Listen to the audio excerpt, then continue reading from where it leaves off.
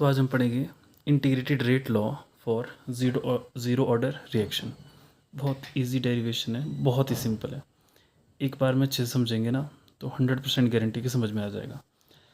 तो सबसे पहले हमें क्या करना है, कोई हमें कंसीडर करनी है, कंसीडर अ रिएक्शन जिसमें कोई रिएक्टेंट है वो किस में कन्वर्ट हो रहा है, प्रोडक्ट में।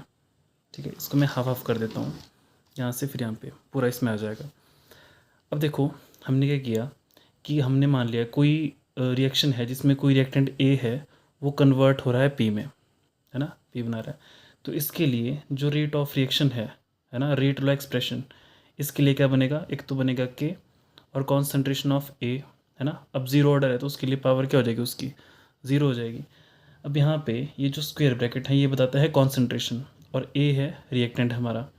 ठीक है, अब हमें पता है कि किसी की भी जो पावर है अगर ज़ीरो हो जाती है तो वो हो जाता है 1 के बराबर। तो यहाँ पे rate of reaction is equal to K into 1, मतलब के ही रहेगा। तो यहाँ पे आर ओ आर या फिर रेट ऑफ रिएक्शन क्या हो जाता है, कांस्टेंट के बराबर।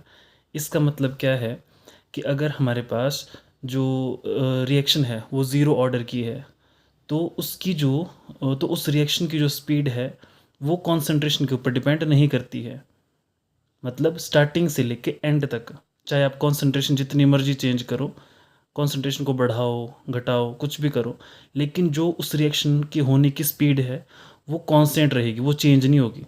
अगर कोई ये रिएक्शन है मान लो 3 की स्पीड से चली है तो टिल द एंड ये 3 की स्पीड पे ही चलती रहेगी, चाहे आप कंसंट्रेशन को बढ़ाओ कुछ भी करो। समझ में आया? तो ये तो हो गया रेट लॉ एक्सप्रेशन। ठीक है, इसके लिए अब हमें ये भी पता है कि इसके लिए जो डिफरेंशियल रेट इक्वेशन बनती है, वी ऑल्सो नो दैट इस रिएक्शन के लिए जो डिफरेंशियल या फिर डिफरेंशियल रेट इक्वेशन के फॉर्म में जो हमारे पास रेट ऑफ रिएक्शन है वो क्या होगा, देखो रेट ऑफ रिएक्शन हमें ये भी पता था कि इसके लिए क्या होता है, D A upon D T, लेकिन चेंज हो रही है ना इसके कॉन्सेंट्रेशन रिएक्टेंट की। तो जब भी रिएक्टेंट की कॉन्सेंट्रेशन चेंज होगी नॉर्मल तो वो हमेशा डिक्रीज़ होती है। ठीक है, डिक्रीज़ हो गई तो इसके लिए लगता है यहाँ पे माइनस, क्योंकि जैसे जैसे प्रोडक्ट बनेगा ना वैसे वैसे रिएक्टेंट क्या होता जाएगा, कम होता जाएगा। तो नेगेटिव साइन शो करता है कि यहाँ पे जो कॉन्सेंट्रेशन जो चेंज हो रही है ना रिएक्टेंट की वो कम हो रही है।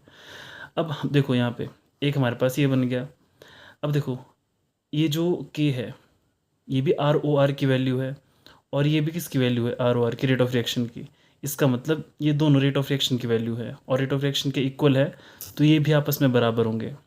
फिर से देखो रेट ऑफ रिएक्शन इसके भी बराबर है, रेट ऑफ रिएक्शन इसके भी बराबर है। अब ये सेम टर्म है ना, इसका मतलब ये दोनों आपस में क्या होंगे, इक्वल होंगे। तो इनको कंपेयर कर देंगे हम, comparing comparing the values of rate of reaction. ठीक है, तो यहाँ पे क्या आ जाता है, minus D A upon D T is equal to K. ठीक है, अब हम क्या कर सकते हैं यहाँ पे कि जो डी ए की टर्म है मैं जैसे minus D A is equal to K, इसको मैं इस तरफ ले गया, डी टी माइनस भी उस तरफ ले जाओ तो D A is equal to K minus K D T. यहाँ तक तो सब सिंपल है। अब ये इंटीग्रेटेड रेट लॉ इक्वेशन है ना इसके लिए, ज़ीरो ऑर्डर के लिए।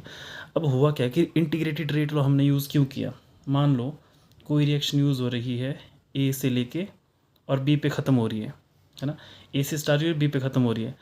तो अगर हम इस पूरी रिएक्शन का रेट निकालें, है ना, यहाँ से लेके यहाँ तक पूरी रिएक्शन का, तो एक्चुअली में वो जो आर ओ आर हो जाता है वो निकल जाता है हमारे पास एवरेज रेट ऑफ रिएक्शन। समझ में आया? अगर हम स्टार्टिंग से लेके एंड तक जगह जो रिएक्शन की स्पीड निकालें ना तो वो निकल जाती है एवरेज। अगर हम किसी एक पर्टिकुलर पॉइंट पे निकालें तो वो निकल जाती है इंस्टेंटेनियस, जो ये इसकी फॉर्म में होता है। लेकिन अगर मान लो आपको चाहिए यहाँ से इस रिएक्शन में, मतलब कंप्लीट होने से बीच में कोई पॉइंट है जहाँ पे आप सी और डी पॉइंट में देखना चाहते हो कि यहाँ पे रिएक्शन की स्पीड कितनी थी, तो उसके लिए हम इंटीग्रेटेड रेट लॉ यूज़ करते हैं। जैसे यहाँ पे मान लो कोई रिएक्शन होगी, है ना, और यहाँ पे यहाँ पे कुछ स्पीड होगी और यहाँ पे कुछ स्पीड होगी, तो यहाँ से यहाँ तक कितनी स्पीड होगी उस रिएक्शन की वो कैसे निकालते हैं? हम क्या करते हैं, यहाँ पे इंस्टेंटेनियस रेट लॉ निकालते हैं और यहाँ पे भी इंस्टेंटेनियस रेट ऑफ रिएक्शन निकालते हैं, ठीक है। उसके बाद हम इन दोनों को क्या कर देते हैं, इंटीग्रेट कर देते हैं, जोड़ देते हैं इनको, ठीक है। और उसकी वजह से हमारा जो निकल जाता है वो पूरा उस रिएक्शन के लिए इंटीग्रेटेड रेट लॉ निकल जाता है, मतलब उस रिएक्शन की स्पीड हमारे पास निकल जाती है इस पर्टिकुलर पॉइंट पे। तो अब देखो यहाँ पे एक पॉइंट स्टार्टिंग पॉइंट होना ज़रूरी है और एक एंड पॉइंट होना ज़रूरी है। इसका मतलब हमें यहाँ पे लिमिट्स लगानी पड़ती है जब भी इंटीग्रेट करना होता है। तो यहाँ पे अब हम पहले लिखेंगे यहाँ पे इंटीग्रेटिंग अबव इक्वेशन। तो इसको इंटीग्रेट करेंगे, D A is equal to minus K D T, इसको इंटीग्रेट कर देंगे हम ऐसे यहाँ पे, ठीक है। अब यहाँ पे देखो इंटीग्रेट जब भी करना होता है तो हम क्या कर सकते हैं, पहले लिमिट लगानी पड़ेगी। तो यहाँ पे लिमिट्स आर, अब देखो लिमिट्स क्या होंगी, जब टाइम हमारे पास ज़ीरो था, है ना, तो हमारे पास कॉन्सेंट्रेशन कितनी थी रिएक्टेंट की, ए नॉट, मतलब मैक्सिमम थी, इसको बोलेंगे इनिशियल कॉन्सेंट्रेशन, ठीक है। और जब हमारे पास टी, मतलब जो टाइम था हमारे पास टी हो गया, मान लो टी कुछ भी हो सकता है, 10 हो सकता है, 20 मिनट हो सकता है, कुछ भी हो सकता है, तो जो हमारे पास कॉन्सेंट्रेशन रहेगी ना वो कम हो जाएगी। तो ये जो ए आई कॉन्सेंट्रेशन ये है रिमेनिंग, ठीक है, कि कॉन्सेंट्रेशन बची कितनी, मान लो हमारे पास ए नॉट थी 10, ठीक है, जब टाइम कितना था 0, है ना, जब टाइम 0 था। अब टाइम मान लो हमारे पास 5 मिनट हो गया, और तो 10 में से जो 4 यूज़ हो गए तो बची कितनी हमारे पास, 6 कॉन्सेंट्रेशन बची, है ना। तो 6 आई जो हमारे पास बची होगी रिमेनिंग कॉन्सेंट्रेशन। अब इनको यहाँ पे पुट कर देंगे, देखो ए के साथ में इनकी मतलब ए की लिमिट्स पुट कर दो और टी की जो लिमिट्स है वो यहाँ पे पुट कर दो। तो यहाँ पे देखो a naught to a d a, ठीक है। अब कॉन्सेंट्रेशन की इंटीग्रेशन तो होती नहीं है, ठीक है, तो माइनस के को बाहर रख देंगे और यहाँ पे आ जाएगा हमारे पास 0 टू टी और यहाँ पे आ जाएगा हमारे पास डी टी, ठीक है। अब यहाँ पे देखो इसकी इंटीग्रेशन क्या होती है नॉर्मल, अगर यहाँ पे डी के साथ ए ही लिखा है, मतलब यहाँ पे कोई ए टर्म और नहीं लिखी है, तो हम क्या मान के चलते हैं, देखो जैसे डिफ्रेंसिएशन और इंटीग्रेशन एक दूसरे का अपोजिट होते हैं ना, तो इसकी जो इंटीग्रेशन होती है डी ए की इंटीग्रेशन, जैसे मैं अगर यहाँ पे साइड में लिखूँ तो integration of d A is equal to a, मतलब मान के चलो कि डिफरेंशिएशन इंटीग्रेशन कट हो जाएगी तो क्या बचेगा हमारे पास, ए ही बचेगा। तो यहाँ पे हो जाएगा ए और लिमिट्स तो रहेगी a naught to a is equal to minus k, वैसे यहाँ पे इससे कट हो जाएगा तो क्या बचेगा टी लिमिट 0 टू टी। अब यहाँ पे एक फॉर्मूला यूज़ होता है ना, इसको सॉल्व करने का तरीका, upper limit minus lower limit, समझ में आया।